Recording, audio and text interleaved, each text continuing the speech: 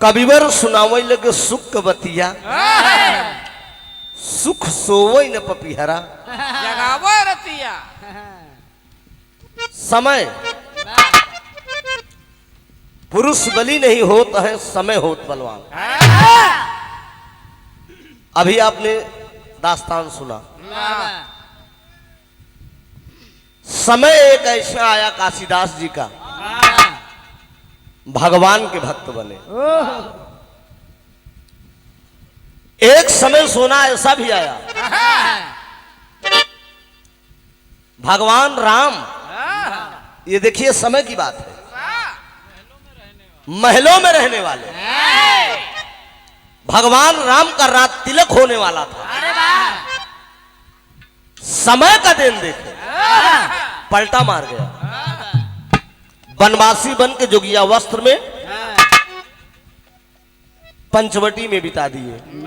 समय के दिन देखिए, महलों में रहने वाली राजकुमारी पति की सेवा करने के लिए जोगिया वस्त्र पहन के माता सीता वनवासी हो गई। इसी लाइन में दीजिए डॉक्टर साहब।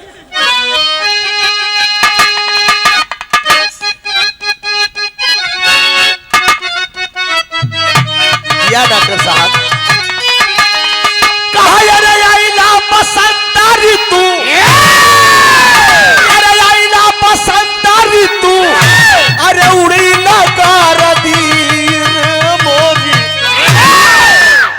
देहिया भइल बा पियर हर दीर मोरी।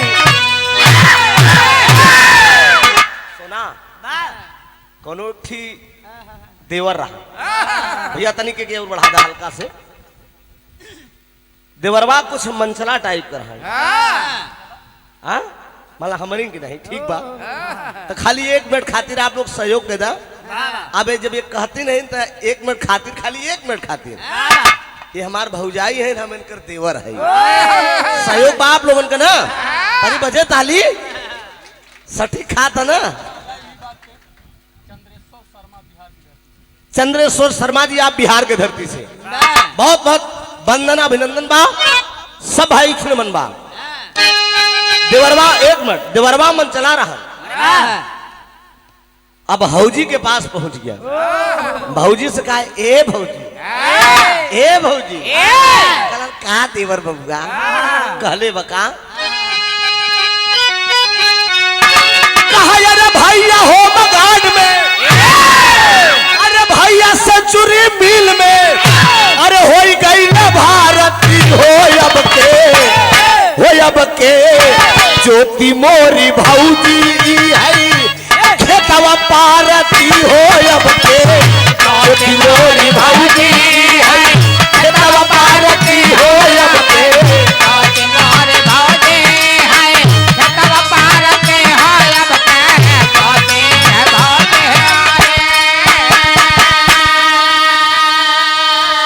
बात की बात है साथियों, समय का दिन था वो। कहे कभी बार सुनावे लगे, कहे अरे कभी बार सुनावे लगे, अरे सुखा पातिया हो सुखा सोवैना पपिया राजा, गावै रतिया हो सुखा सोवैना पपिया राजा, गावै रतिया हो सुखा गावैना पपिया राजा,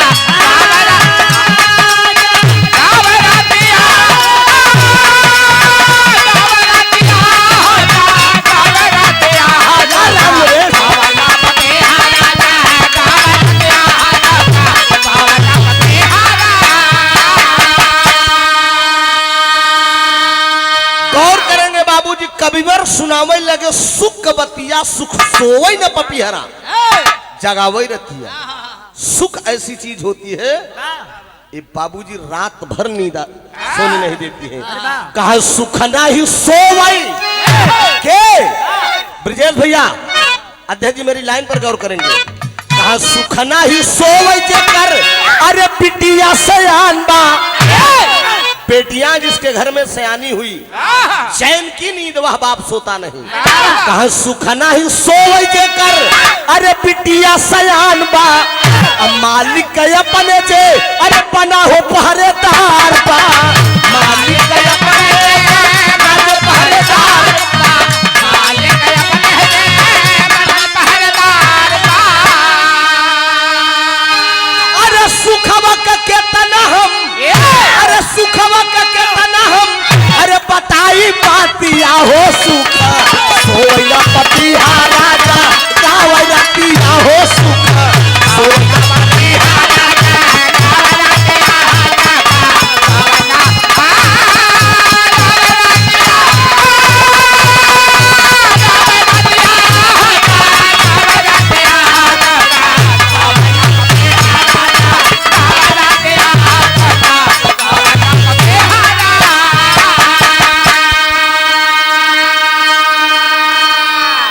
जगन्नाथ यादव जी के करकंडो द्वारा ये 51 रुपए का आशीर्वाद दिया गया है। बहुत बहुत प्रणाम सब भाई का नाम जितना हमारे भाई लोग हैं थोड़ा हमारा माइक बढ़ा दीजिएगा क्या। हेलो हेलो बहुत बहुत वंदन है अभिनंदन है आप सबका कोट कोट नमन करता हूँ। आज आपने भाइयों का दर्शन हुआ आप सबको पाके बड़ा हम लोग बच्चे कृतार्थ हुए। यहाँ से पूरा समाचार आप लोग परदेसी है मेहनत की रोटी कमाने के लिए आप लोग ये भी सुख की बात है कि सुखना ही सोवे जितना सेंचुरी मील में करे वाले भाई और रुपया कमाई बदे अरे घर छोड़ी सही बात ना कि सुखना ही सोवे सेंचुरी मील में जितना बाटन भाई और रुपया कमाई बदे घर छोड़ी अरे त्रिभुवन बतावत बाटई अरे त्रिभुवन बतावत बाटई अरे सुख के बातिया हो सुख सोना पतिया राजा गावतिया हो सुख सोना पतिया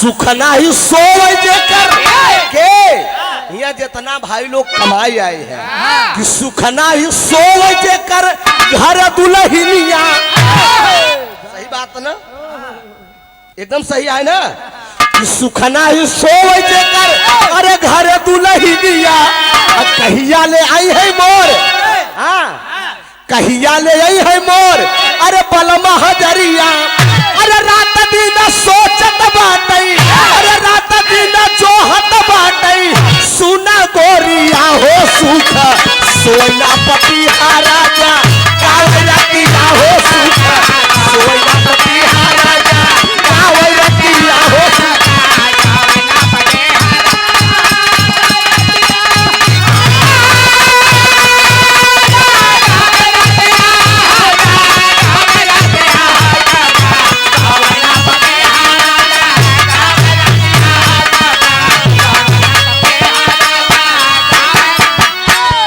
सुखना ही सोवे सुना अरे फौजी जवान हो देशवा का रक्षा करई बाबू माई का लाल हो।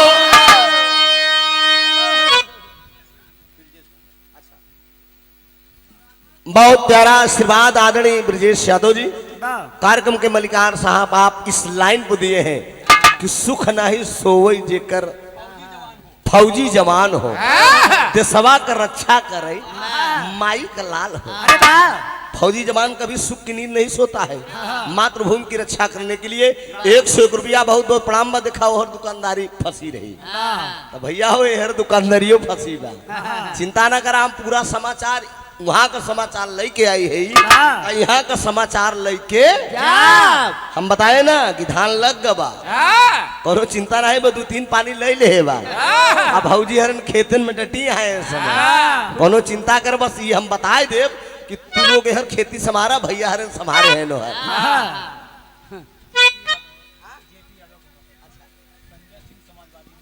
संजय सिंह समाजवादी नेता है आप 100 रुपए का पुरस्कार बहुत बहुत प्रणाम सब भैया का नमन। संजय भैया 2 अखी करत है अच्छा, बहुत बहुत प्रणाम, आशीर्वाद की परीक्षा। ये आदरणीय जेपी यादव जी, गोरखपुर की धरती से 101 रुपए का पुरस्कार। बहुत बहुत प्रणाम, आशीर्वाद की परीक्षा है।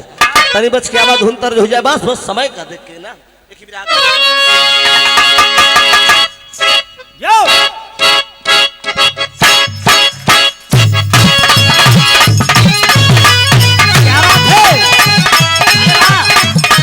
आकाश बहादुर, क्या बात है मुरेला।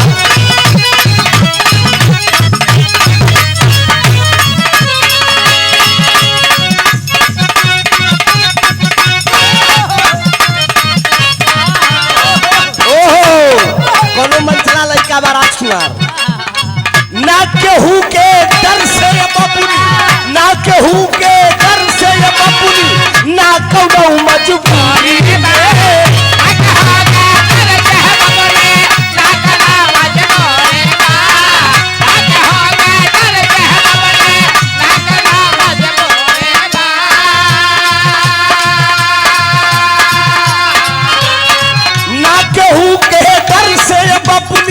ना कौनो मजबूरी में बबली हम कहिले पानी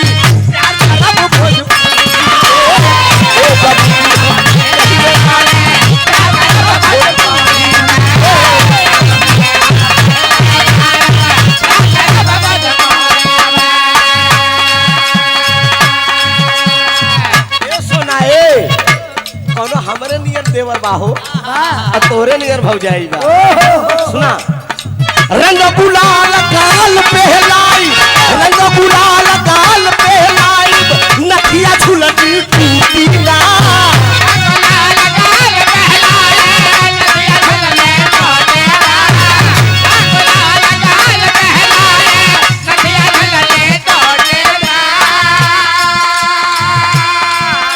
आदरणीय चंद्रेश्वर शर्मा जी के करकमोदर आए, बहुत छमाया का पुरस्कार 101 रुपया और 100 रुपए मेरे पार्टी वालों को सम्मान किया गया। बहुत बहुत प्रणाम सब भैया का नमन।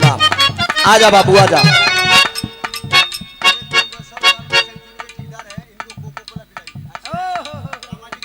अच्छा, ये सेंचुरी मिल के आप ठेकेदार हैं, ये शर्मा जी, चंद्रेश्वर शर्मा जी, इनके कोको कोला पिला दे। अच्छा, 101 रुपया बहुत प्रणाम सब भैया का नमन। रंग गुलाल गाल पहलाई, रंग गुलाल गाल पहलाई, नथिया झुलनी टूटी ना।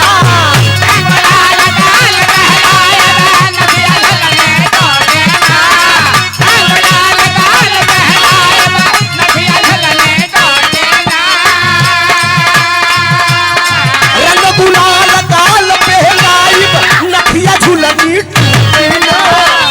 सरंग लगा दी गोरे को तेल लगावले, अच्छा सरंग लगाई गोरे को तेल लगावले।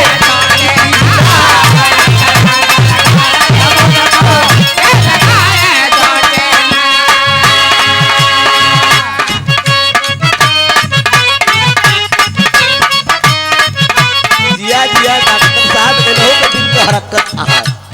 मास्टर साहब हमरे मानत में कोनो दुल्हन अपने दुल्हा का बड़ाई करता हो, कोनो दुल्हन बड़ा दुल्हा का शौकीन होता, कोनो मेहरारू अपने मर्द का बड़ा शौकीन होता ना। क्या बात है, इशारा करे तो दुल्हनिया कहा का बा झारस जस बाल सैया जी, झारस जब बाल सैया जी, लागता कमाल सैया जी।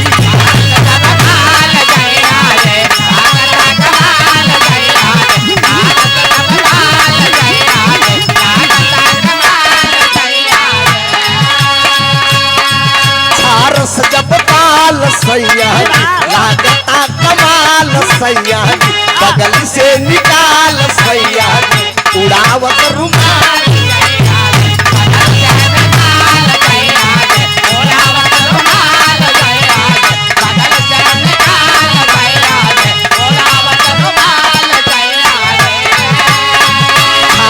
जब बाल सैया जी, लागता कमाल सैया जी, बगल से निकाल सैया जी, उड़ावत रुमाल सैया जी।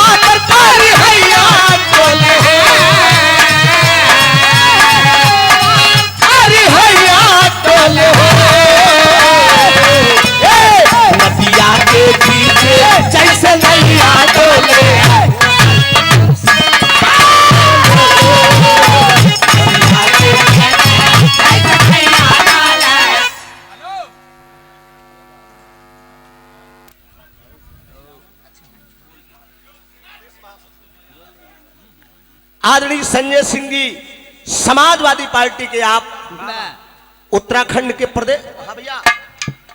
प्रदेश सचिव हैं, प्रदेश महासचिव है।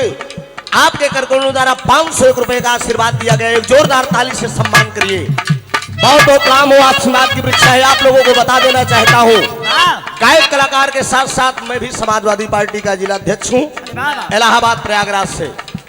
सांस्कृतिक प्रकोष्ठ का बहुत बहुत वंदन अभिनंदन करता हूँ आप सबका। हौसला कभी कम नहीं होना चाहिए, कोशिश करने वालों को कभी हार नहीं होती। एक समान कदम कदम कुर्बानियां लज्जते कुर्बान कर फिर आराम कर। एक दिन मंजिल आसान होगी, इशारा है। मैं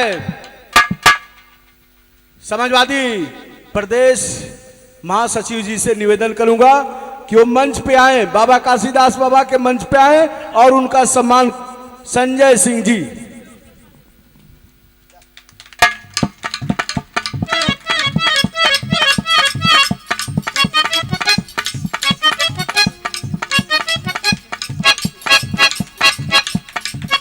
दो शब्द में अपना वक्तव्य खत्म करेंगे।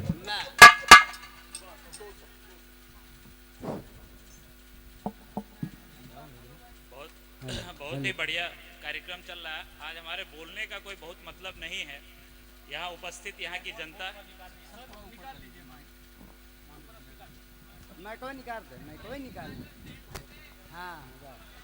मेरे यहाँ जो है आज कोई मतलब नहीं है। आप लोग जो है इतना सुरीला हमारे अच्छे मित्र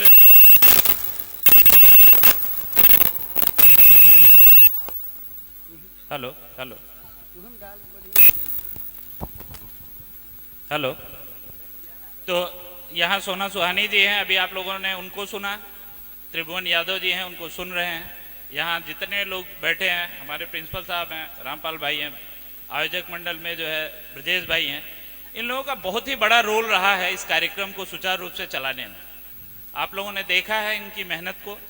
इनके पूरे जो है जितने लोग इसमें शामिल हैं, सभी लोगों ने बड़े ही तन्मयता से, बड़ी मेहनत से इस कार्यक्रम को जो है आयोजित किया है। हमें लगता है कोई कार्यक्रम होता है, ये बहुत ही सौभाग्य की बात है, इस कॉलोनी में ये कार्यक्रम हो रहा है। हमें लगता है कि बहुत आसानी से हो जाता है, नहीं भाई, इसके पीछे इतना बड़ी मेहनत होती है। वो ब्रजेश यादव जी से पूछे या झारखंडे यादव जी हैं, राम प्रकेश जी हैं, जेपी भाई हैं, हमारे जगन्नाथ भाई हैं। इन लोगों को मैं पिछले एक हफ्ते से ऐसे दौड़ते हुए देखा, मुझे लगा कि सही मायने में इन लोगों का ये मेहनत जो है अभी आपको देख के अच्छा लग रहा है और हमें भी अच्छा लग रहा है कि ये कार्यक्रम सुचारू रूप से चल रहा है। स्पीच को हम जो है नहीं बढ़ाएंगे। और हमारे त्रिभुवन यादव जी हैं, ये जिला अध्यक्ष इलाहाबाद के हैं। मैं बता दूं कि मेरा जीवन बहुत समय इलाहाबाद में बीता है और वहीं से मैंने पढ़ाई भी की है। ECC टर्नर हॉस्टल में रहता था मैं और वहीं से मेरी पढ़ाई है। तो हमारे यहाँ के होने की वजह से मैं इनका जो है आभार व्यक्त करता हूँ। और बहुत ही सुरीला गा रहे हैं, इनको सुनिए आप लोग। इसके बाद सोना सुहानी जी हैं। इस कार्यक्रम को ऐसे ही सुचारू रूप से चलता रहे, इसके लिए हम सभी को नमन करते हैं। और यहाँ जो आयोजक मंडल है या गायक लोग हैं, इनको भी मेरा प्रणाम है। और इसी तरह इस कार्यक्रम को ये लोग आगे बढ़ाएं पूरी रात। हमारे पास आज समय जरूर थोड़ी कम है और अगली बार से हम प्रयास करेंगे कि पूरी रात इन लोगों के कार्यक्रम को सुने। इन्हीं शब्दों के साथ धन्यवाद। जय उत्तराखंड, जय समाजवाद। बहुत बहुत धन्यवाद सर। बड़ा कम समय में आपने बड़ा अच्छा शब्द रखा और क्या बात है। लेकिन बात वही है समय की, बतिया तो समय का बना। सोना बहन बताए हैं ना, जो समय आज है वो कल चला जाएगा वापस। पर साल आप समय देंगे, हो सकता है इनमें से दो में से एक ना आए या दोनों ने आए, कोई और आए। तो आज कीमती समय है, थोड़ा समय दे दीजिएगा। हम लोग भी दूर से आए हैं।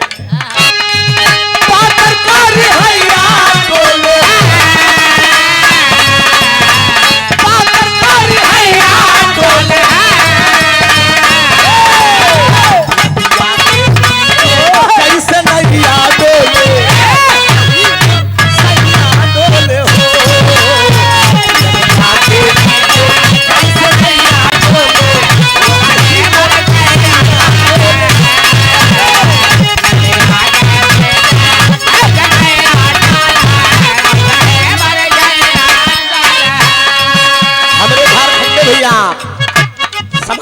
पार्टी के आप जिला उपाध्यक्ष हैं, यहीं थे?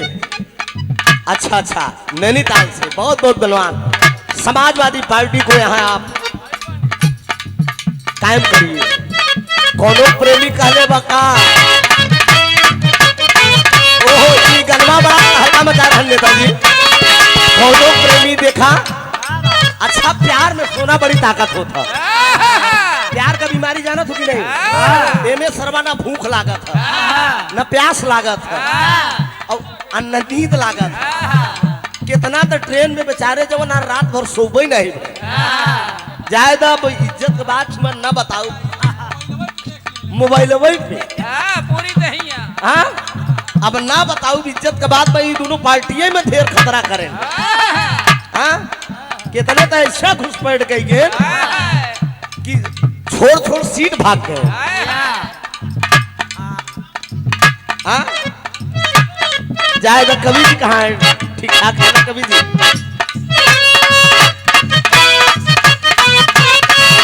ए कवि जी देखा ही हो कोनो प्रेमिया, ई प्रेमिया आइल बाद तोहरा गलिया केने बाद हमार ललिया।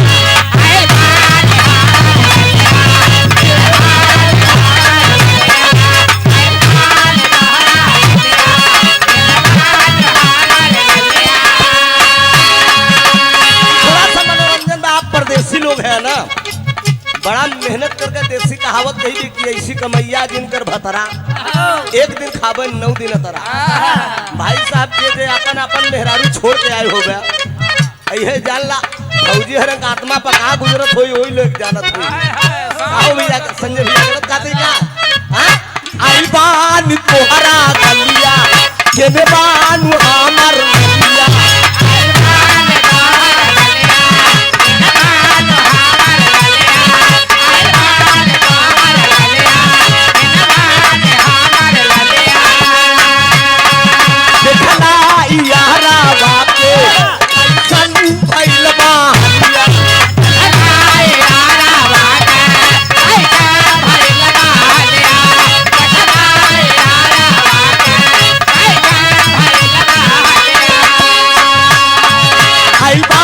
तोहरा गलिया केने बानू हमर ललिया देखना यारा बाप कैसन भइल बा हलिया पढ़ना बदले दिए बाबा मुश्किल भइल बा तेरा तेरा तेरा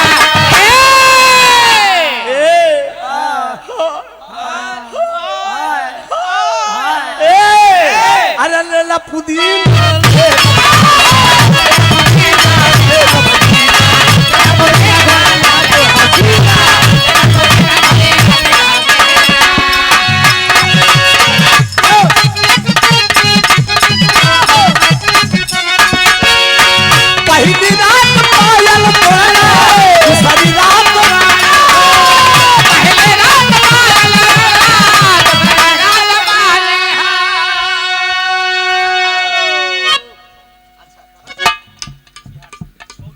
आदरणीय उमा शंकर पासवान जी, आप बिहार के धरती से 100 रुपए का पुरस्कार, बहुत बहुत प्रणाम। सब भैया का नमन बा।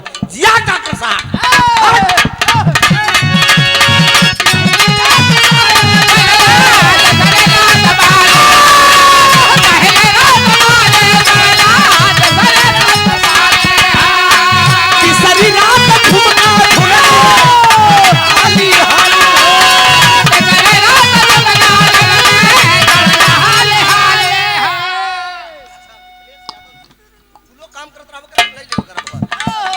मिथिलेश यादव जी, आप बलिया से 51 में बहुत तेज है।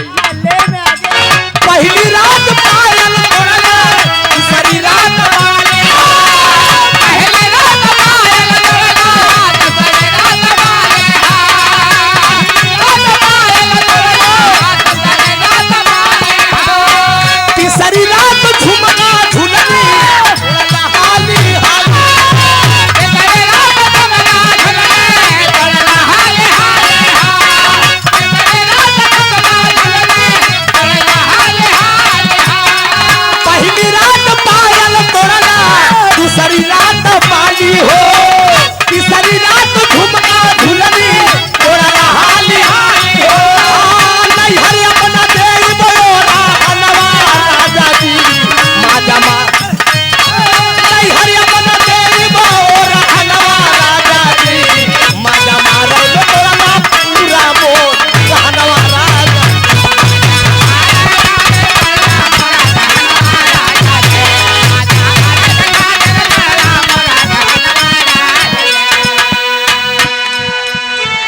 बहुत प्यारा विचार आदरणीय माननीय संजय सिंह जी समाजवादी पार्टी के आप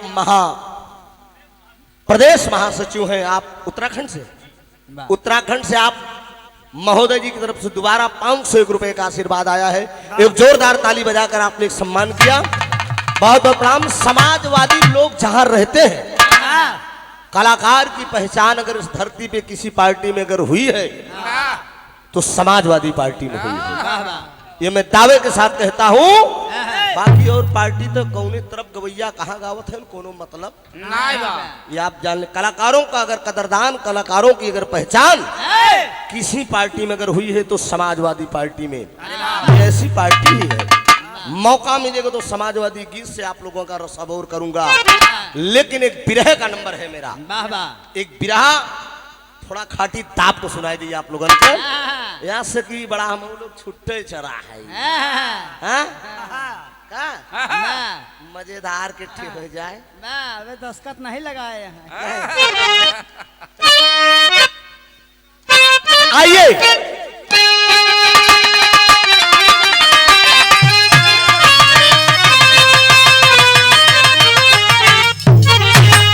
जैसा कि तमाम जिले के लोग यहाँ पर मेरे भाई लोग हैं, गोरखपुर, बलिया, देवरिया, आजमगढ़।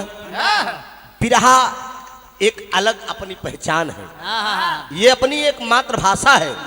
मैं धन्यवाद दूंगा यहाँ मेरे भाई, मेरे मित्र, मेरे भाई लोग आकर यहाँ पर आज इस उत्तराखंड की धरती पे अपनी लोक कला की पहचान की है और कलाकारों को बुलाकर आप लोग हौसला बढ़ाने का काम करते हैं। और खास तौर से मैं धन्यवाद दूंगा भाई ब्रजेश यादव जी को, बहुत कलाकारों को आपने बुलाकर गवाया। बनारस के ज्ञानी यादव जी ने कल मेरे पास फोन किया, मैं ट्रेन पकड़ रहा था तो फोन किया, हमने कहा, बोले कि मैं और रजनीगंधा उस मंच पर गा कर आया हूँ। हम कहना आप जा रहे हैं? हमने कहा भैया मैं जा रहा हूँ, मेरा भी प्रोग्राम वहां पर है। कहें बहुत अच्छा व्यवहार है वहां पर। ब्रजेश यादव, भैया थोड़ा सा इसको बढ़ा दीजिए, ये इसको टाइट रखिए आप, तो तुरंत में लपटिया गया है। हेलो हेलो, हाँ इतना बोलना चाहिए। धन्यवाद दूंगा एक वीर रस का, जवानी जाग के केवल 20 से 25 मिनट का नेताजी। क्षमा चाहूंगा, थोड़ा कीमती समय, बड़ी मार्मिक कहानी मिलेगी। अब आप 20 से 25 मिनट में खत्म करके सोना का नंबर दे दीजिए, सोने से सीख के तब जाइएगा।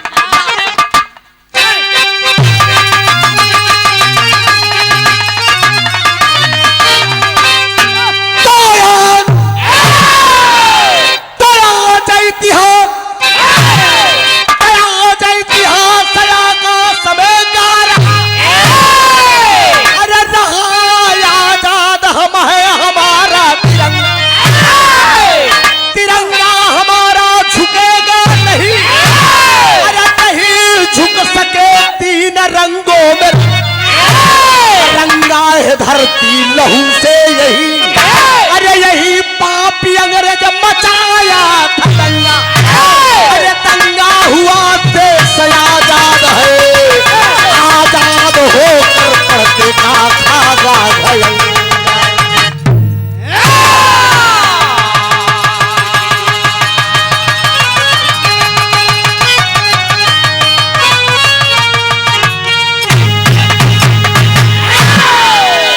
मैं सलाम करूंगा उस राइटर को जिन्होंने इस भूमिका को लिखा है, यशेष बिरहा सम्राट महरूम जनाब हैदर अली जुगनू साहब। एक चाक का मुसलमान होकर मेरे गुरुजी, बिरहा मातृभाषा जहां तक रही, जिले की बात छोड़िए, भारत देश की बात छोड़िए, रुक एक मत, बात कोई अगर अच्छी हो तो मत बजाइए। विदेशों में अपना परचम लहराने का काम किए, गौर करेंगे पढ़े लिखे लोग यहाँ पर बैठे हैं। ये मेरी भूमिका जिस अक्षर से खत्म हुई और उसी अक्षर से शुरू हुआ, आज इतिहास से आकाश में गा रहा रहा आजाद हम है हमारा तिरंगा, तिरंगा हमारा झुकेगा नहीं, नहीं झुक सके तीन रंगों में रंगा, रंगा है धरती लहू से यही, यही पापी अंग्रेज मचाया था दंगा, दंगा हुआ देश से आजाद है, आजाद होकर हम सब पढ़ते का खागा भयंगा। ये वही हिंदुस्तान है। आजादी मिलने के बाद आज स्वतंत्र है हम सब। दोस्त, ये भारत भूमि ऐसी धरती है। एक लाइन कव्वाली का भाव लग गया डॉक्टर साहब।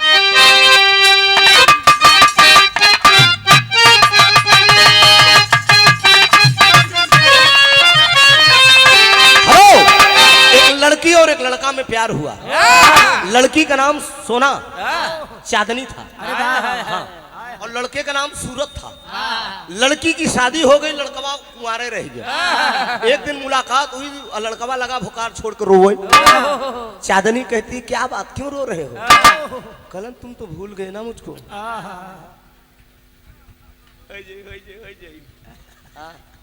समझ गए तुम्हारे, हम तो आर दर्द समझते है। हम ना समझत के समझी। एक इंटरनेशनल है ये, नंबर 1 खिलाड़ी है ये। हो जाई छक्का मारे वाला। नाम चन्नेश्वर शर्मा जी, बिहार के धरती से। एक बार हम बिहार में बिरहा गवे बगोदर विक्रमपुर जाना था ना, विक्रमपुर बाजार में। विक्रमपुर बाजार में तो वहाँ यादव को जादव कहा ना। कलन जादव जी कहाँ गईला? अभी रान गाजीपुर का शिका कुशवाहा से ना। तो बेटा याद बात के 101 रुपये का पुरस्कार, बहुत प्रणाम, आशीर्वाद की वृक्षा है। चांदनी से मुलाकात सूरज की हुई। सूरज पुकार छोड़ के रोने लगा। ओए, वो रोने लगा। सर रोकर कहो मत चलाओ मोबाइल, छोड़ दो, हमारी तरफ रखो। छोड़ दो, इधर देखो। बहुत याद करा जहिया कुमार बा सुजीत के मौसी से प्यार रह ले। इशारा करके वो कहता क्या है?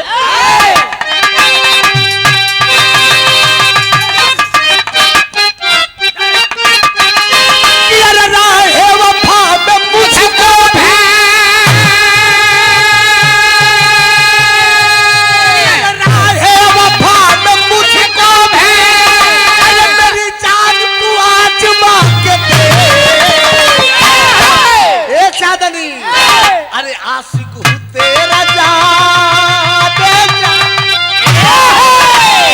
तू अगर चाह ले, अगर ना तक तो हार मार बात ना बा। खाली तू तो मौके मौके ताका बस। हाँ, वो चांदनी वाला पार्ट तनिक कह दे बस। हाँ, चांदनी के लिए सूरज कहा था। हेलो, तुम कहो तो मैं तेरे लिए सल्फास खा सकता। सल्फास भाई जो धनवा में डाला जा। तेरा है वफा में मुझको, अरे तू आज माँ के दे।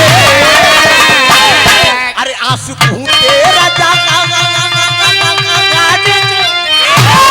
आशिक हूँ तेरा जाने जा, तू अपना बना के दे।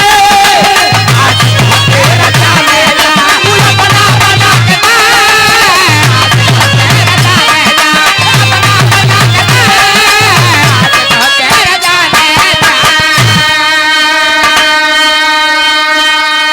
मेरे देश का जवान कहता है कि अरे हिम्मत हो तो जंग में, हिम्मत हो तो जंग में बेटा कभी मिला के दे। हिम्मत हो तो जंग कभी पंजा मिला के दे। आ जाएगा समझ में, अरे आ जाएगा समझ में, अरे चंगा मिला के दे।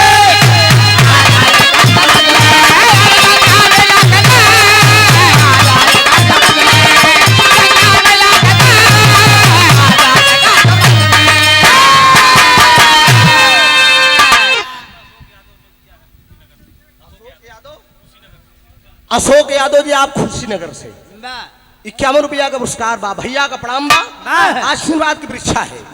यहीं से कहानी शुरुआत बा। कहानी कब गए और कहाँ के बाद जौहरी का भाव लगा।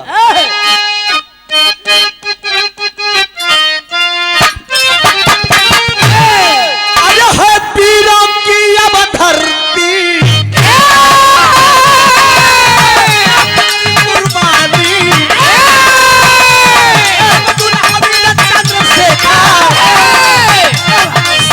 हुए परितानी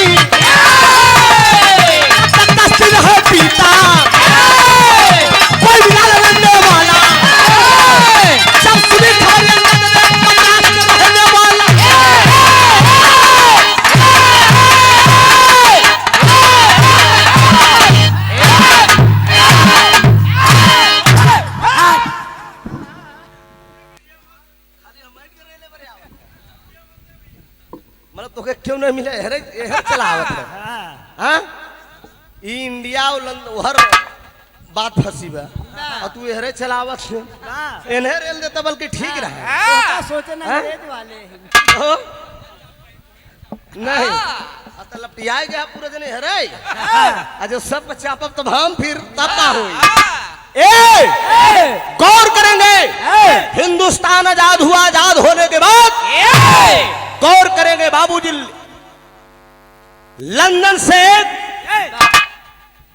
पहलवान आता है जिसका नाम बताया गया किंग्सफोर्ड हिंदुस्तान नागपुर में आया है पूरे हिंदुस्तान के जवानों को ऐलान कर दिया है हिंदुस्तान के लोग अगर कोई अपनी माँ का दूध अगर पिया हो तो किंग्सफोर्ड से हाथ मिला ले ये भैया हो केहू के हिम्मत नहीं पड़ता कि वो पहलवान से हाथ मिला ले गौर करेंगे मेरे देश की एक नारी थी जिसका नाम था शीला यादव का एक ही बेटा था जिसका नाम था अंगद 16 साल का नौजवान था नेताजी निगोटा चढ़ाकर अखाड़े में वो पहलवानी का रियाज करत रहा डेली वो नौजवान रियाज करने के लिए जाता था एक दिन पत्र देखती है वो माँ शीला उठा लेती है कि हिंदुस्तान का कोई बहादुर उस लंदन के पहलवान से लड़ने के लिए कोई तैयार नहीं है मतारी वो पत्र को उठा के अपने बेटवा के पास लेके कहा करे इतनी दिन भरे तो के हम पाले हैं तेरे रोम रोम में मेरे स्तन का दूध अगर गया होगा डिब्बे का दूध पीने वाले हरामखोर तो जब तक तू पैर की धूल चटाकर नहीं आएगा मैं तुझे नमक हराम समझूंगी कवन ऐसा बेटवा बाज और मतारी के बात सुन के चुप मार के बैठा रही ऐलान जब माँ का सुना है वो नौजवान करता क्या है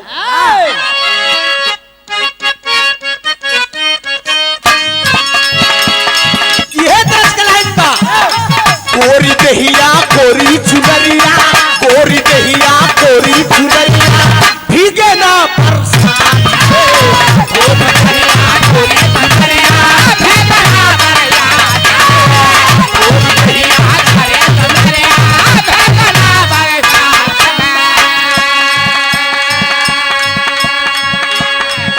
बहुत प्यारा आशीर्वाद आया है आदरणीय हरिमोहन यादव जी प्रयागराज सिरसा मेजा के धरती से हमारे जिले से पहला व्यक्ति दिखाई दिए 501 रुपया मेरे लिए और 100 रुपए मेरे पूरी टीम के लिए आपने देकर सम्मान किया 3-3:15 बजे जब बरेली स्टेशन पे मैं उतरा तो हरिमोहन जी के पास में फोन किया 7 बार फोन ब्रजलाल जी के लगे करे इनका फोन नहीं उठा अब हमारे हड़बड़ाहट शुरू है हमको यार कहीं ऐसा न हो बुलाने के बाद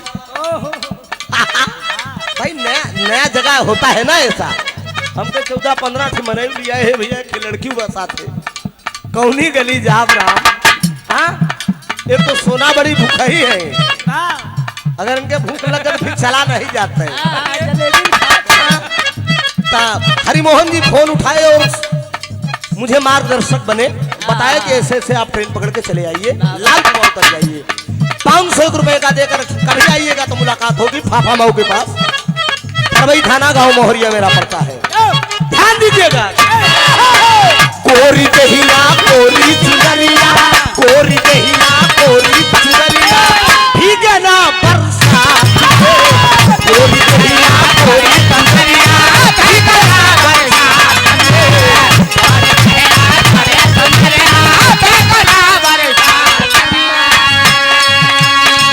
बदला मौसम बरस रहा छम छम बदरवा से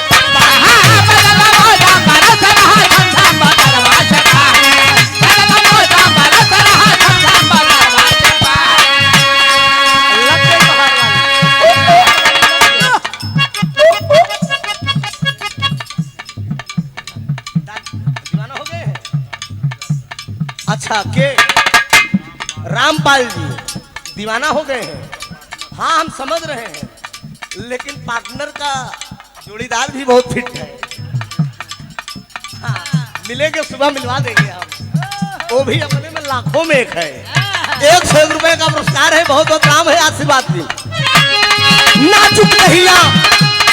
नाजुक नहिया फिसल जाई पौवा तो होई है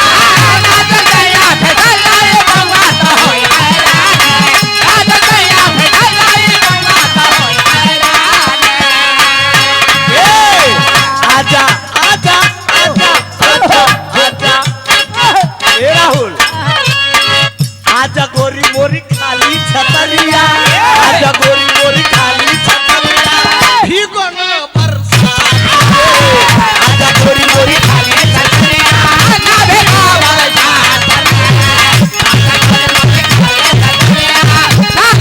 बरसात गौर करेंगे बाबूजी, लंदन का जो पहलवान आया है किंग्सफोर्ड, पूरे हिंदुस्तान के लोगों को चैलेंज कर दिया है। मतारी सीधा कहे कि जब तक ओके तो पटक के न उबे तब तक समझूं कि तू मेरा बेटा नहीं है। अंगद कहता क्या है? अंगद बहादुर बोल पड़ा है, अंगद बहादुर बोल पड़ा है आकर के जज्बात में, अंगद बहादुर बोल पड़ा है आकर के जज्बात में, बहादुर बोल पड़ा है आकर के जज्बात में। कसम है मां तेरे दामन की ताकि नहीं लगाऊंगा,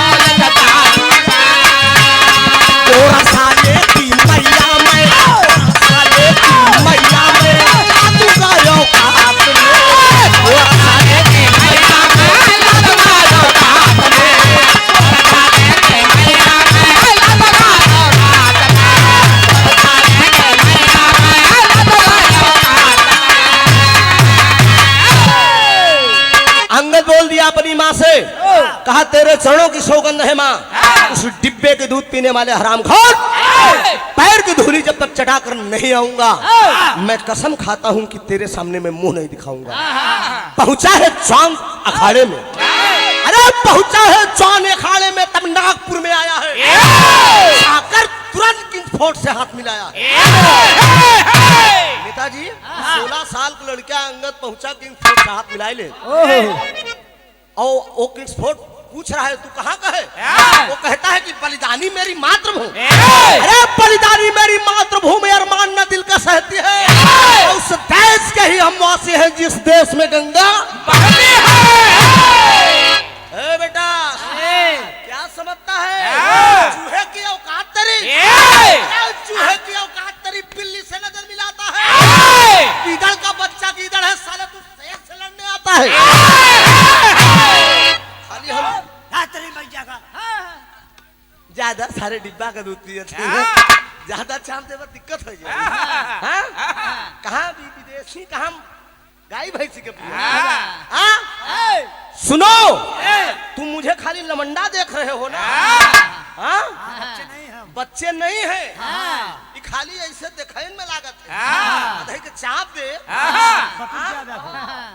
तो गरम हो जाए। गाय लाए राम अवतार यादव बनारस वाले, 101 रुपए का आशीर्वाद आपने देकर सम्मान किया है। मंदे जिंदगी शुक्र गुजारूं, आशीर्वाद की वृक्षा है।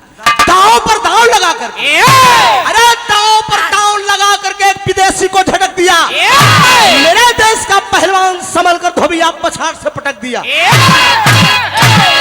मारे से एकदम चानो खाला चीर एकदम मोड़ गई, दांत बाहर हो गया, सीना पर चढ़ के भैया मुमकिन तो दे पल धीना खून फेंक दे। लेकिन कुछ लोग लंदन के कुछ लोग छोड़ा दिए, ले जाते हैं किंग्सफोर्ड को दवा इलाज के लिए। लेकिन बाबूजी वो किंग्सफोर्ड बचा नहीं, मर गया।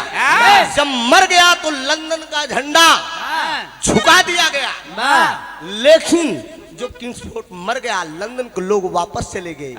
इसी बीच में अंगद की शादी हो गई, राधा नाम की लड़की थी, सुहागरात की वो तैयारी कर रहा था। लेकिन ये लंदन के लोग गोरी चमड़ी वाले साले गद्दारी कर गए अपने देश में। उस समय हमारे देश के प्रधानमंत्री कौन थे? पंडित जवाहरलाल नेहरू और महात्मा गांधी जी। दूसरा, कुछ दिन लंदन के अंदर रख रहे और अंगद को बुलाना चाह रहे हैं। तर्ज का लाइन है,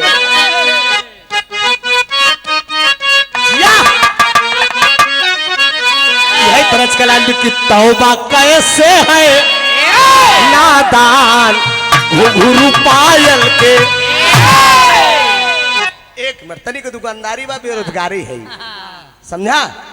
100 रुपया 200 रुपया जवन दे देबे आप लोग, यही से हमारो पेट पूजा चला था। बाकी हमारे पास कुछ बा मालिक के दिन जो धोती कुर्ता पहने यह सब आप लोग के ये 100 रुपया 200 रुपया 50 रुपया 500 रुपया जो दे देते हैं, यही में चाहे जितनी उजरौटी दिखाई ले। भगवान करे खूब बढ़िया आप लोग मिल में कमा, समाचार ले जाके भौजी हरे हम बताए दे, और फिर साल भर के बाद फिर जब बोलोगा तो फिर समाचार आवत जात रही, कोनो दिक्कत है? व्यास पांडे जी आप बिहार सिवान से 100 रुपया का पुरस्कार बा, बहुत बहुत प्रणाम बा। दातार सुखी रखे सब भैया लोग, सुखी रहा खूब बढ़िया आप कमा, एकदम मुझे टाइटे रखा।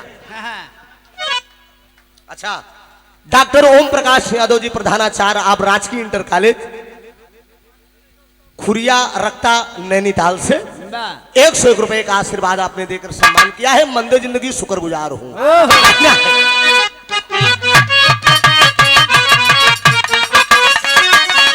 यह तरस के लाइन में, लेकिन कहना है वो लंदन वाले करते क्या है? अरे किया है कुश्ती का ऐलान लंदन वालों ने, किया है कुश्ती का ऐलान लंदन वालों ने,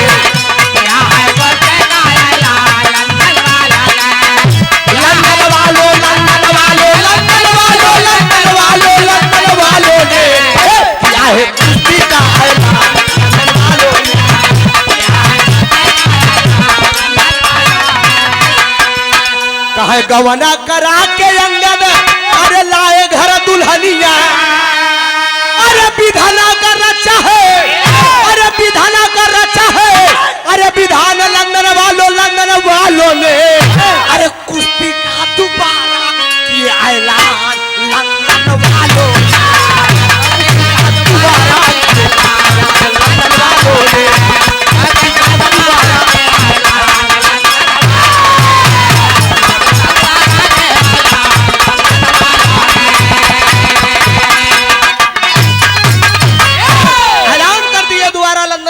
हमारे देश के प्रधानमंत्री पंडित जवाहरलाल नेहरू के पास पत्र भेज दिए, आपके पहलवान अंगद की कुश्ती हमारे लंदन की जनता देखना चाहती है। सुहागरात की तैयारी कर रहा था नौजवान पंडित जवाहरलाल नेहरू, राष्ट्रपिता महात्मा गांधी जी पहुंच गए। कहन बेटा लंदन के अंदर तुझे बुलाया गया है, कुश्ती रखी गई है दूसरे पहलवान से जिसका नाम था जॉनसन। किंग्सफोर्ड के हिंदुस्तान में उसने नागपुर में मारा था। जॉनसन से कुश्ती रखी गई है एक स्टेडियम के अंदर, पूरा खचा खच। मेहरारू के लगे पहुंचा अंगद, कहा ये बतावा सुहागरात मनाई कि देश का सम्मान का बात में लड़ाई जाए। अच्छा तो मर्द दो प्रकार को होती, एक मऊगा, हाँ, एक असली मर्द। असली मर्द जो होते अपने पानी पर मर्द, और समझ शानदार इंसान की जिंदगी नेताजी एक बार होती है, शान से वो जिएगा और शान से वो मरेगा। अब मऊगा का कर थी, वो खाली रोजे मरी है, रोजे पैदा है। कितना तो मोबाइल में चपक थोड़ा पेन नहीं, खाली मऊगा है, खाली मर्द हम है, समझा? शान से इज्जत की जिंदगी जिया करते हैं। ये मोबाइल मतलब क्या है साला? ध्यान दीजिएगा, कुश्ती रखी गई है, जॉनसन से तैयारी हो गई है। मतारी शीला के पास पहुंचा है अंगद, कहा माँ मैं लंदन कुश्ती लड़ने के लिए जाऊंगा। मतारी कले बे बेटा को तू लड़े जाबे। आरती उतारती है और दरवाजे पे बैठाती है माँ शीला, और एक बात कहती है, तरस के लाइन में डॉक्टर साहब,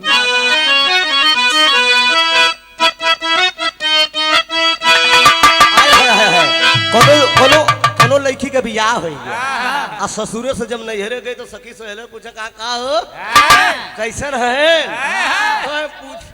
पूछा जी ना हमार तो मुंह फुकौना, खाली दिन भर लगाए कुछ कहा कुछ ना दीदी, कहीं कहीं तो सर कहीं कहीं नरिये में गिर पड़ा था। हाँ, और कहीं कहा तोहार के तो काल दीदी पूछा इतना बढ़िया हमें माना थी। हाँ, कल का रोज हमें रसमलाई ले आवत, वह बतावत कि अरे कैसे सुनाई सूखा अरे ससुरे का गोरी, सैया हमारा चाँद बाड़न, अरे हम हई चकोरी। लेकिन मतारी सीधा क्या कर रही है, गाना केवल 10 मिनट में खत्म हो जाएगा कि अरे माई अपन बेटा, अरे माई अपन बेटा वाके अरे हिया से लगावेली, बेटा वा लड़ाना बाटे लंदन भेजावेली, माई अपन बेटा वाके हिया से लगावेली, कुश्ती लड़ाना बाटे लंदन भेजावेली, माई अपन बेटा वाके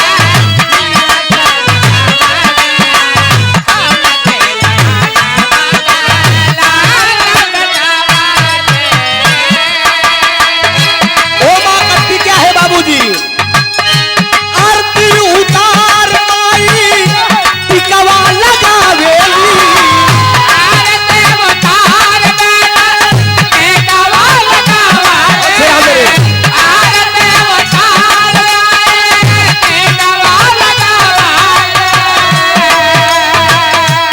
आंचल के फार के विजय बनावेली।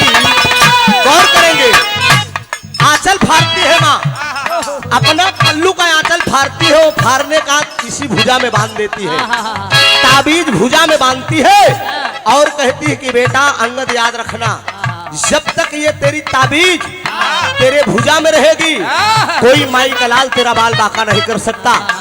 यही आशीर्वाद देकर माँ लंदन के लिए विदा कर दिया। और जिस दिन तेरी भुजा से ताबीज जमी पर गिर जाएगी तेरी मौत आ जाएगी बेटा, यही बात तो माँ कहती है। और अंगद कहता है कि ठीक माँ, कोशिश करूंगा कि ये ताबीज तेरी मेरी भुजा में सब दिन बनी रहे और जमी पर गिरने न पाए। यही आशीर्वाद देकर माँ विदा कर देती है। वो जब नौजवान जब लंदन के लिए चलता है तो टेरी का भाव दिया गया।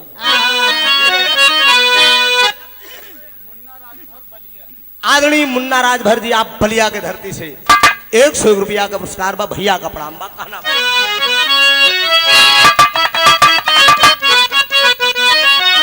अरे मोरे राम, अरे मतवाला बन के चली से रवा, अरे मतवाला बन के चली से रवा, अरे तयवानी बिलक हस्ती पारे हिम्मत वाला।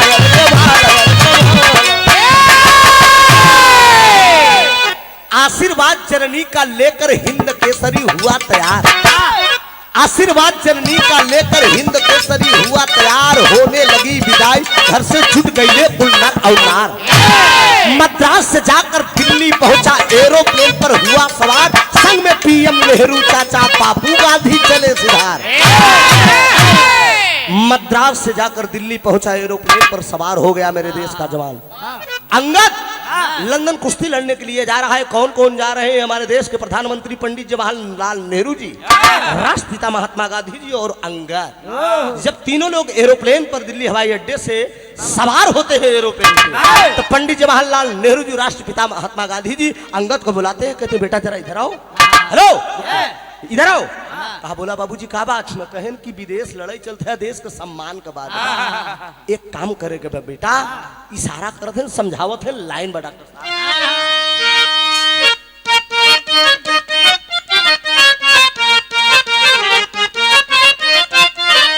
कि अरे पोपो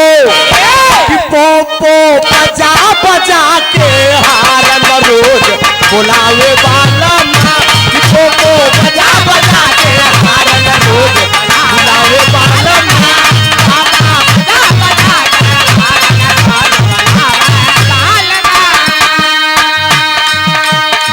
पोपो बजा बजा के हारन बुलावे वाला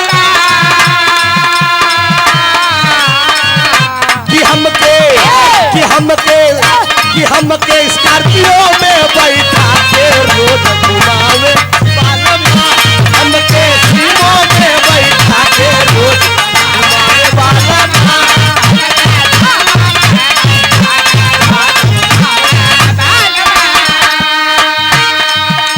पंडित जवाहरलाल नेहरू, राष्ट्रपिता महात्मा गांधी जी अंगद को समझा रहे हैं कि अंगद के संग चल गए पीएम राष्ट्रपिता बाबूजी। अंगद के संग चल गए पीएम राष्ट्रपिता बाबूजी।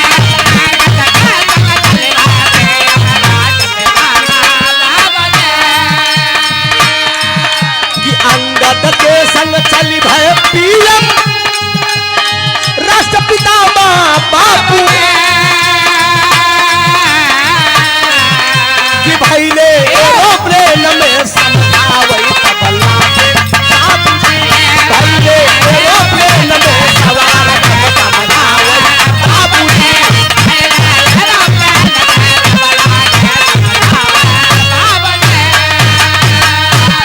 एरोप्लेन में बैठने के बाद अंगद को समझा रहे हैं कि बेटा वो विदेशी लोग हैं, लेकिन लंदन चल रहे हो तो देश का सम्मान और गौरव तुम्हारे हाथ में है। याद रख लेना मित्रों, देश की सम्मान होता है, हिंदुस्तान का पानी पानी होता है।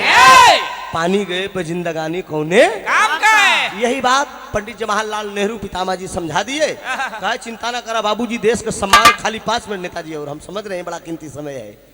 बोल दिए। अंगद कह रहा है चिंता मत करिए बाबूजी, देश का गौरव में जाने। लंदन के अंदर एक स्टेडियम में कुश्ती रखी गई, जैसे आज आप लोग बिरहा सुनने के लिए इस पंडाल में एकत्रित हैं, वैसे स्टेडियम पूरा खचाखच है। देखने वालों का तांता लगा है, भाई हिंदुस्तान से एक पहलवान आ रहा है, 16 साल का नौजवान है, हमारे देश के एक पहलवान को जान से मार दिया है और दूसरे के नंबर लगाया। कैसे पहलवान है, कितना बहादुर है वो। देखने के लिए लोगों का लाइन लगी है, लेकिन 2 कुर्सी खाली है। कौन कौन? एक पर पितामह जी बैठते हैं और एक पर पंडित जवाहरलाल नेहरू। रेफरी बता दिया विशिल और 16 साल का लड़का निगोटा चढ़ाए और जॉनसन साला अखाड़े में पहले से घूम रहा है। और जो पहले से घूम रहा है रेफरी बजती है, विशिल बजती है, रेफरी बजाया है जब विशिल बाबूजी वो 16 साल का नौजवान करता क्या है, पापड़ का भाव लगा हो इससे लड़ना भाई अंगद शेर।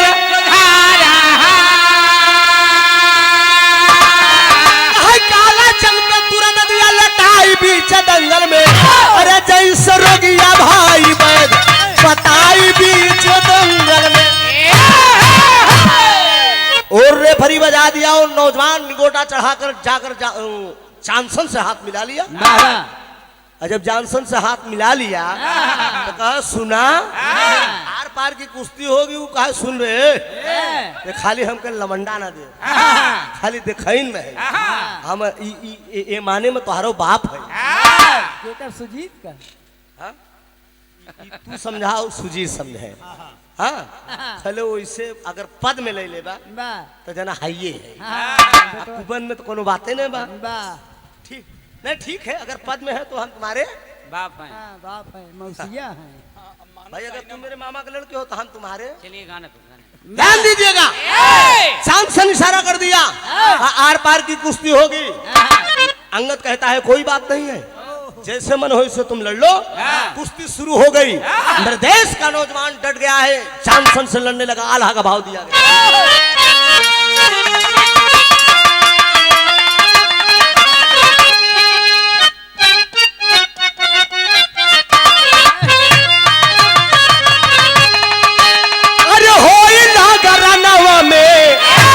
बाबू जब लड़ैया, अरे सेरवा पे सेरवा बाबू रोहे टाकरा।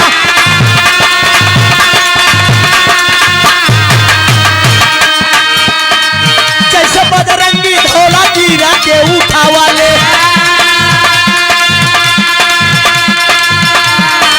वैसे याद जॉनसन के लिया है उठा। जैसे कन्हैया गोवर्धन के उठा वाले,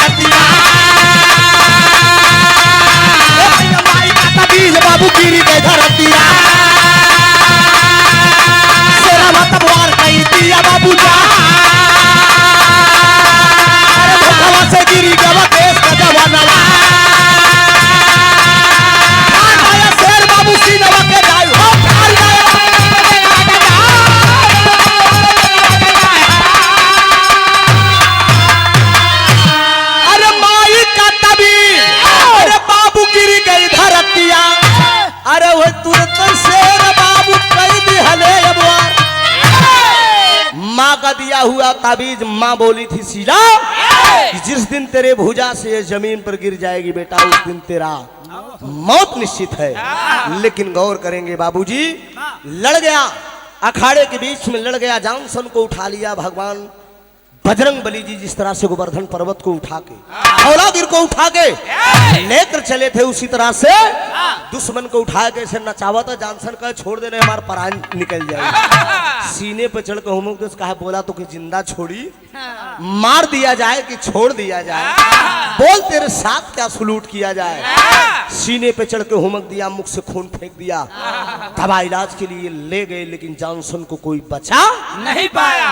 लंदन का झंडा झुका दिया गया। 3 दिन के लिए शोक समारोह मनाया गया, मातम मनाया गया। इसी बीच में हमारे देश के प्रधानमंत्री पंडित जवाहरलाल नेहरू, राष्ट्रपिता महात्मा गांधी जी, गौर करेंगे मित्र, विरह का असली निष्कर्ष क्या निकल रहा है, निचोड़ क्या निकल रहा है। प्रधानमंत्री राष्ट्रपिता महात्मा गांधी जी की इसी जगह पर गलत कर दिए थे।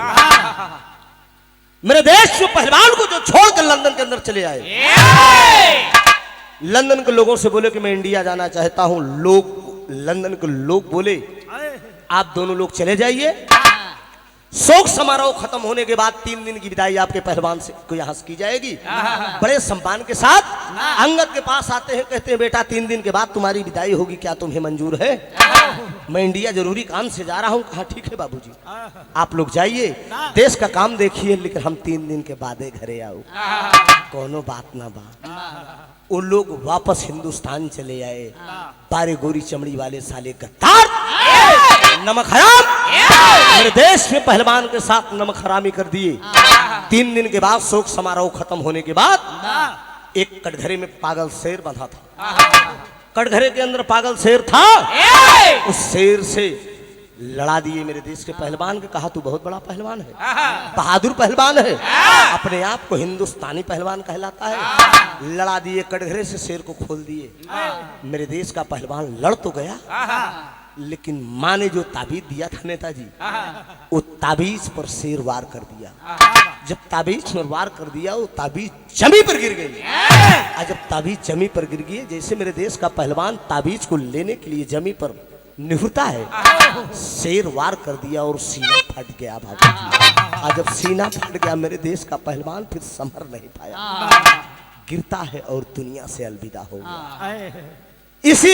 इसी बात को लेकर जब देश का पहलवान खत्म हो गया, समय खत्म हुआ, गांव के लोग, मुल्क के लोग, देश के लोग ये सोच रहे हैं कि मेरे देश का पहलवान देश का गौरव बचा कर आज हिंदुस्तान वापस आ रहा है। दिल्ली हवाई अड्डे पर लोगों का तांता लगा हुआ है, पुष्प लेकर लोग खड़े हैं। मतारी शीला भी खड़ी है, नई नवेली दुल्हन राधा भी खड़ी है। लोग इंतजार ही कर रहे हैं कि विमान आ रहा है, हमारे देश का पहलवान सम्मान बचाए के आवत है। अंगद नहीं आया, कौन आखिरी भाव है।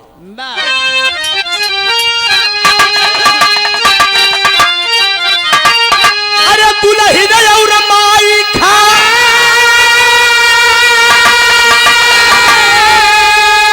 बबुआ सा लगाई,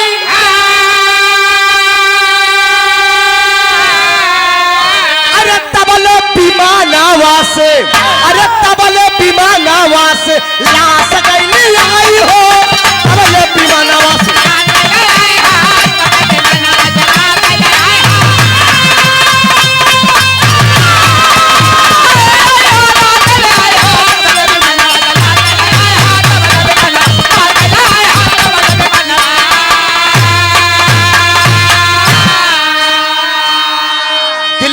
अड्डे पे तमाम लोग खड़े हैं देश का गौरव बचाने के लिए। बाबूजी माला फूल पुष्प से स्वागत करने के लिए विमान आता है दिल्ली हवाई अड्डे पे। अंगद नहीं, ताबूत में पैक वो गोरी चमड़ी वाले सारे अंगद का लाश भेज दिए हैं। नई नवेली दुल्हन है, जब देखती है हाथ की मेहंदी नहीं छूटी है राधा की। लोग सवाल करने लगे पंडित जवाहरलाल नेहरू, राष्ट्रपिता महात्मा गांधी जी से कि आप लोग तो बोले थे कि अंगद कुश्ती जीत लिया है, देश का सम्मान बचा लिया है, लेकिन ये क्या है? अंगद नहीं, अंगद की लाश आई है। वो नई नवेली दुल्हन करती क्या है बाबूजी? अरे पियावा का लाश लेके अरे सती होई जाई, असती होई के नाम इतिहास में लिखा।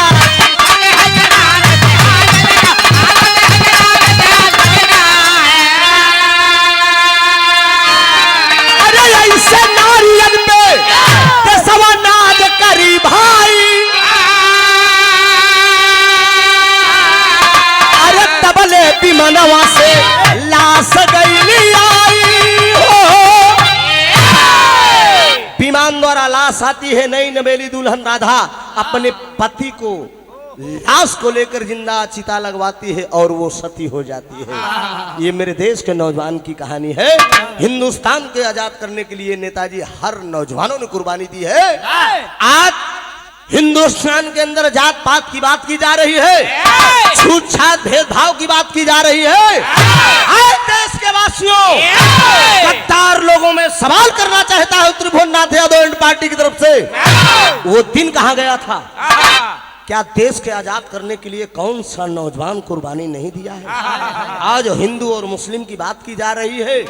बताइए, जातवाद की लड़ाई की जा रही है, आपस में फूट डाली जा रही है। ये वही हिंदुस्तान है। अगर हिंदुस्तान का सच्चा हिंदुस्तानी हो, चाहे हिंदू हो, मुस्लिम हो, सिख हो, ईसाई हो, अगर हिंदुस्तान का है तो सच्चा हिंदुस्तानी है वो। उसके देश के अंदर वही खून दौड़ रहा है। क्या देश को आजाद करने के लिए अशफाक उल्लाह ने जान की बाजी नहीं दिया था? पीर अब्दुल हमीद ने जान की बाजी नहीं दिया था? सरदार वल्लभ भाई पटेल, अशफाक उल्लाह खान, पीर अब्दुल हमीद, चंद्रशेखर आजाद, सुभाष चंद्र बोस, महात्मा गांधी जैसे महापुरुष देश को आजाद करने के लिए जान की कुर्बानी दे दिए। हिंदुस्तान को आजाद करने के लिए यही हिंदुस्तान है। घास की रोटियां खाकर, लेकिन बाबूजी कोड़ों से मार सहकर देश को आजाद किए। लेकिन न जाने कितनी माँ बहनों की इज्जत यही गोरी चमड़ी वाली सरेआम रोड पर लूट लिया करते थे। लेकिन ये मेरा हिंदुस्तान आजाद हो कर रहा, लेकिन आजाद होने के बाद आज इसी देश में आपस में फूट डाली जा रही है। हम आप स्वतंत्र मूड से नहीं रह पा रहे हैं। यही लोग जो है भड़काने का काम कर रहे हैं, लेकिन ऐसा भाव नहीं आना चाहिए। देश को एक सूत में रखिए। जो देश को बांट दिया, ये समझ लीजिए कि उससे बड़ा हिंदुस्तान में कोई गद्दार नहीं है। ये मैं दावे के साथ कहूंगा। जो मुल्क को अगर बांट दिया, उससे बड़ा हम समझेंगे कि कोई गद्दार नहीं है।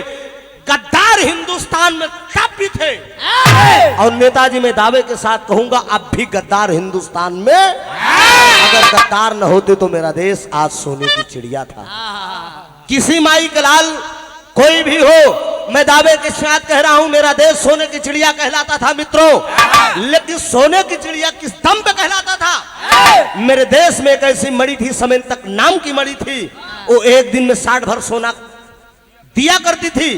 आज रानी विक्टोरिया की बेटी एलिजाबेथ के ताज में वो मणि हिंदुस्तान से चली गई है। किसी माई के लाल में ये हिम्मत नहीं है कि उस मणि को कोई वापस ला ले। खाली हमारे देश के एक नेता ने इस मणि की लड़ाई लड़ी थी। कौन? उसमें हमारे देश की प्रधानमंत्री थी स्वर्गीय इंदिरा गांधी जी। राष्ट्र संघ में केवल एक पेशी इस मणि की लड़ाई लड़ी थी। तब से न जाने कितने प्रधानमंत्री हुए, लेकिन कोई मणि की लड़ाई आज तक लड़ा नहीं। मैं कहता हूं वो मणि की लड़ाई राष्ट्र संघ में अगर लड़के हिंदुस्तान फिर वापस आ जाए, एक दिन में वो मणि 60 भर सोना देती है। अगर वो हिंदुस्तान आ जाए तो मेरा हिंदुस्तान फिर से सोने की चिड़िया हो जाएगा। लेकिन किसी में ये हिम्मत है नहीं।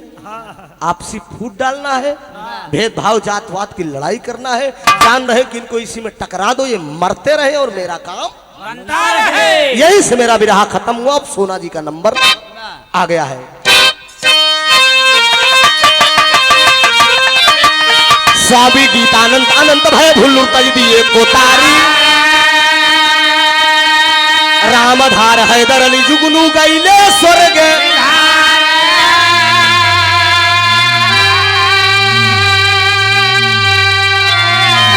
अरे मतवाला पन के चल भसरवा, अरे मतवाला पन के चल भसरवा, अरे त्रिभुवन नाम पहनता सदा पीछे का पाला, मतवाला पन के चल भसरवा।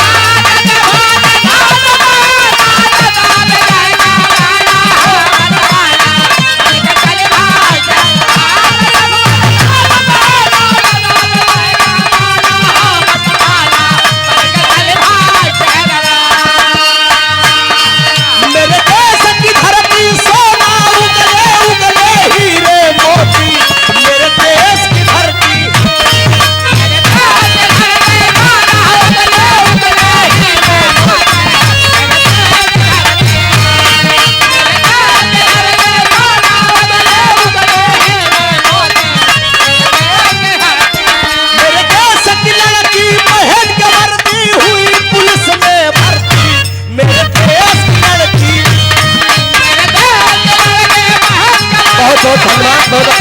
जो सहयोग किया, गाने बजाने में, जाने अनजाने में अगर बोलने चालने में कोई गलती हुई हो तो हम क्षमा चाहेंगे दोस्त। और बहुत बहुत धन्यवाद, बड़ा कीमती समय मैं आपका संजय सिंह जी लिया, इसके लिए मैं आप बधाई के पात्र हैं। और ये समय बहुत कम मिलता है, तमाम जिले में इधर बलिया गोरखपुर तो हम लोग आते ही रहते हैं, लेकिन यहाँ पे आप लोग हमारे भगवान के रूप में हैं। बहुत बहुत धन्यवाद। कोई गलती हुई हो तो अब सोना जी का नंबर है। धन्यवाद।